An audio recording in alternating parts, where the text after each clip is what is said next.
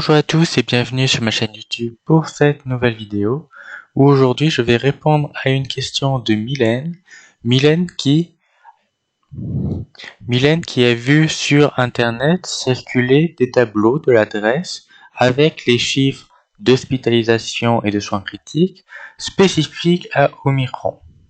Elle m'a gentiment partagé le lien, ce qui m'a permis de découvrir, contrairement à ce que j'ai dit dans la précédente vidéo, que sur le site de l'adresse, il est toujours possible d'analyser les données. C'est juste que le bouton qui était là précédemment n'est plus visible. Il faut faire une étape supplémentaire. On va voir ça ensemble.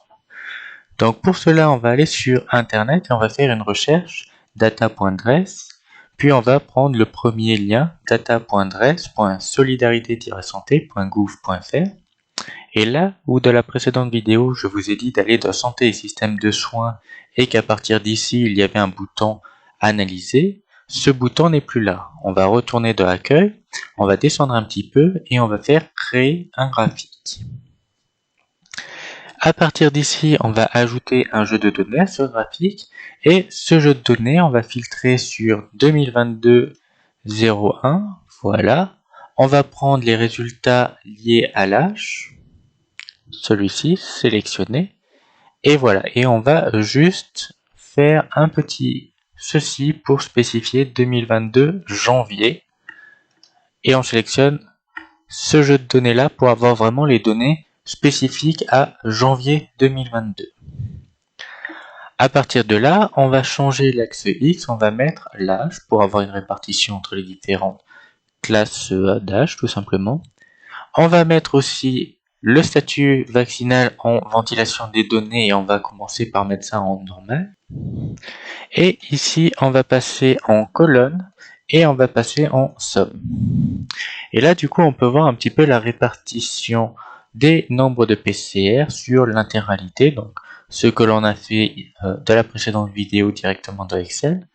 Mais ce qui est intéressant de ces données, contrairement au jeu de données que je vous ai fait télécharger hier, c'est qu'ils sont plus récents, ils prennent en compte des données de 2022 et ils prennent en compte aussi des nouvelles informations avec les données liées à Omicron, que ce soit PCR, PCR+, hospitalisation et soins critiques.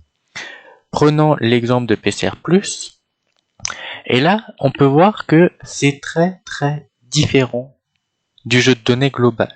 On peut voir que quasiment toutes les catégories de vaccination ont le même taux. Ce qui est assez intéressant quand même. Parce que cela veut dire que les données juste sur Omicron, le variant qui est en cours, vu que le delta est en train de diminuer, sont très différentes des données sur le delta que l'on avait précédemment. Le vaccin ne réagit absolument pas de la même façon sur le nouveau variant.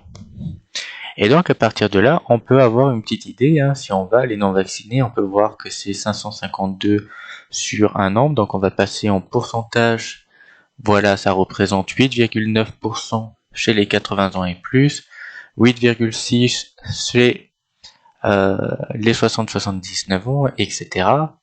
On peut aller dans les hospitalisations, là on peut voir aussi, il n'y a que 5,1% de non vaccinés. Qui sont hospitalisés dans les 60-79 ans, etc. Et donc, ça nous permet de voir un petit peu les choses. Et donc, la question qui a été posée, c'est est-ce qu'il est vrai que Omicron attaque principalement les vaccinés plutôt que les non vaccinés? C'est aussi une information qui a été partagée par le professeur Raoult et ses équipes qui ont détaillé un petit peu leurs études, mais qui, bizarrement, on commence à avoir l'habitude, sont totalement décriées dans les médias par les spécialistes, les experts de plateau télé. Et donc, qu'en est-il véritablement? J'ai entendu aujourd'hui à la radio quelqu'un qui disait cela prend en compte les 0,19 ans, ce qui est fausse parce que les 0,19 ans sont très peu touchés par les hospitalisations alors qu'ils peuvent être touchés par le vaccin et ils ne sont pas vaccinés. Enfin, voilà, tout un truc assez complexe pour dire l'étude est totalement fausse à cause de ça. Et ben voilà, là on les a par âge, on a toutes les informations et la seule donnée qu'il nous manque finalement pour comparer, c'est la vaccination. Pour cela, on va retourner dans Google et ce coup-ci, on va taper taux de vaccination. Et on va descendre un petit peu jusqu'au lien, voilà, solidarité-santé.gouv.fr, le tableau de bord de la vaccination. On ouvre, donc chiffre officiel du ministère de la Santé. On descend un peu et on ouvre couverture vaccinale par classe d'âge. Et ici, on va avoir les différentes données par classe d'âge. Donc hop, on va désélectionner l'intégralité. Et faut noter quand même une petite problématique, c'est que dans le tableau de bord des vaccinations, il y a les 12-17 et les 18-24. On ne peut donc pas séparer, comme pour date adresse, les données en 0,19 et 20,39 parce qu'il y a les 18 et 19 ans qui vont se retrouver au milieu. Donc vous allez voir, on va les mettre plutôt avec les 20-39 ans pour lisser un petit peu ces données parce que c'est plus cohérent avec. Mais on verra les résultats par la suite. Et donc maintenant, on a ces différents jeux de données avec à chaque fois les soins critiques, hospitalisation et tests PCR ainsi que la vaccination. Et c'est ces dernières qu'il va falloir que l'on... Pour cela, on va venir du coup comparer avec Excel et on va remplir un tableau. Alors on va retrouver les 4 catégories de l'adresse liée à Omicron. Et donc si par exemple test PCR, on voit qu'il y a eu 10,1% des tests PCR chez les 0,19 ans, on retrouve le chiffre ici. On va avoir 8,9 chez les 80 ans et plus, on le retrouve ici, etc. etc. Soins critiques pareil, 14% et 6,7, c'est bien les données que j'ai remplies là. Donc on remplit toutes ces premières données à partir du site de l'adresse. Et ensuite, on va aller sur le tableau de bord de la vaccination. Et là, 12-17 ans, donc comme je le précise, c'est une petite différence par rapport aux données de l'adresse, mais bon, on va arrondir. Ce qui représente 83% ayant reçu au moins une dose. Donc il reste 100% moins 83, 17% de personnes totalement non vaccinées. Et on fait la même chose pour le reste. Donc, si on veut les 18-39 ans, on sélectionne toutes ces dernières et on se retrouve à 94%. Et on l'a là, etc., etc. 80 ans et plus, on clique, 88%, on l'a là. Et donc ces données maintenant, on va les mettre en plein écran et on va les mettre sous la forme de graphique. Et là du coup, on est un petit peu mitigé parce que c'est pas aussi évident que ça.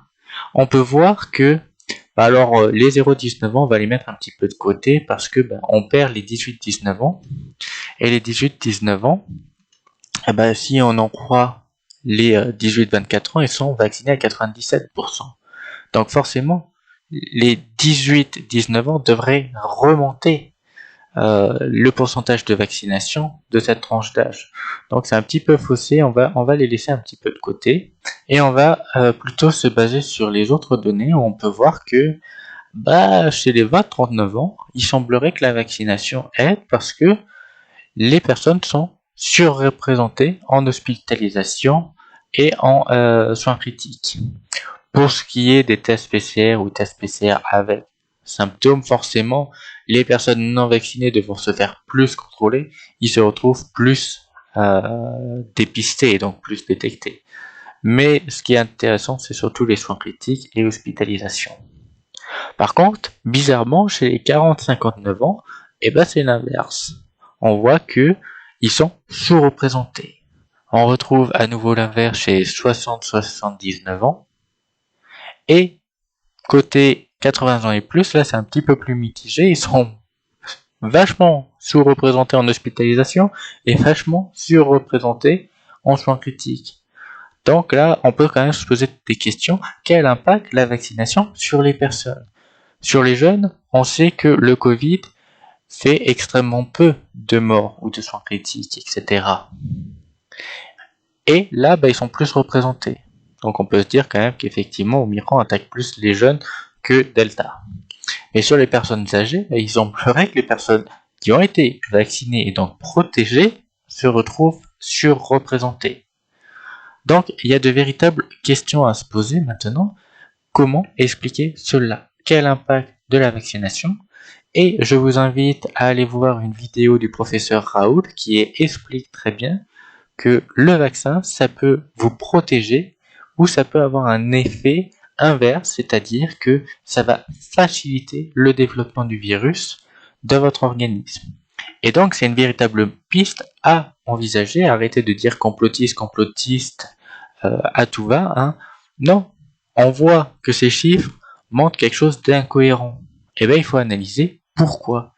Et on aura la réponse très certainement dans 6 mois, hein, parce que on disait qu'il y aurait un pass sanitaire 6 mois avant qu'ils le mettent en place et on était traité de complotiste. Donc pour ceci, ça va être pareil. Le gouvernement et les médias ont toujours un cran de retard. Voilà, j'espère que cette vidéo vous aura plu. Si c'est le cas, n'hésitez pas à lâcher un pouce bleu, à partager sur les réseaux sociaux. Je vous rappelle que vous pourrez retrouver le fichier Excel directement dans le lien de la description. Et en attendant, n'oubliez jamais, on peut débattre de tout, même des chiffres.